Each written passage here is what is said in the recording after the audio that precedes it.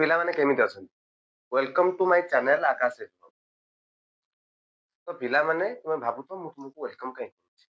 Welcome କରିବାର କାରଣ ଏହିକି ଯେ ମୁଁ ଆଜିଠୁ ତୁମମାନଙ୍କୁ ବେସିକ ଇଂଲିଶ ଗ୍ରାମାର ପଢେଇବାକୁ ଯାଉଛି। ତୁମେମାନେ ତ ଜାଣିଥିବ ଯେ ଇଂଲିଶ ଗ୍ରାମାର ଟା କେତେ କଷ୍ଟ।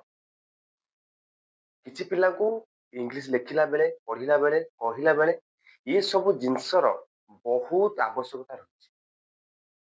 କାହିଁକି ରହିଛି?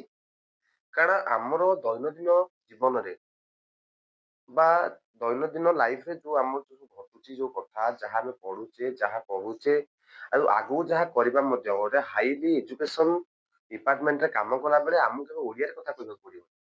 ଆମେ ସବୁବେଳେ ଇଂଲିଶରେ କଥା କହିବା। English is very very important. ତ ସେଥିପାଇଁ ମୁଁ ତୁମମାନଙ୍କ ପାଇଁ ନେଇ ଆସିଛି ଇଂଲିଶ ଗ୍ରାମାର, ଯାହାକି ତୁମମାନଙ୍କ ପାଇଁ ବହୁତ ସହଜ ହବ ଆଉ ବହୁତ ଭଲ ଭାବରେ ମୁଁ ତୁମକୁ ବୁଝେଇବି। ତୁମେ ମାନେ ମୋ ଚ୍ୟାନେଲକୁ ଜଲ୍ଦି ସବସ୍କ୍ରାଇବ କରିନିଅ ଆଉ ତୁମ ସାଙ୍ଗମାନଙ୍କ ସହିତ ସେୟାର ମଧ୍ୟ କରିଦବ, ଯେମିତି ସେମାନେ ମଧ୍ୟ ତୁମମାନଙ୍କ ଭଳି ଏସବୁ ଜିନିଷର ଫାଇଦା ଉଠେଇ ପାରିବେ। ତ ଇଂଲିଶ ଗ୍ରାମରେ କଣ ସବୁ ରହିଛି ତାହା ତ ଆମେ ପରେ ଆଲୋଚନା କରିବା। ତ ଆଜିକାଲି ମୁଁ ଖାଲି କହିଦେବାକୁ ଚାହୁଁଥିଲି ଯେ ଆଜି ଚ୍ୟାନେଲର ଯୋଉ ସବୁ ରହୁଛି ଆମର କଣ ଲାଭ, ଚ୍ୟାନେଲର ଲାଭ କଣ ରହୁଛି, ଚ୍ୟାନେଲ ତ ସବସ୍କ୍ରାଇବ କରିନବ, ଲାଭ କଣ ରହୁଛି?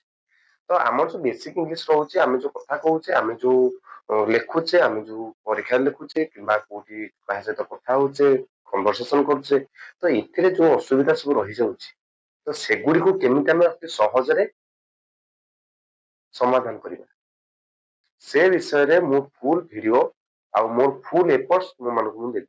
ଫୁଲ ଏଫର୍ଟସ ଦେବି ତୁମମାନଙ୍କୁ। ତ ମୋ ଫୁଲ ଏଫର୍ଟସ ତୁମେ ମାନେ ମଧ୍ୟ ଫୁଲ ଏଫର୍ଟସ ଦବ, ଯେମିତି କି ଇଂଲିଶ ଗ୍ରାମାର କୌଣସି ଭୁଲ ହବନି।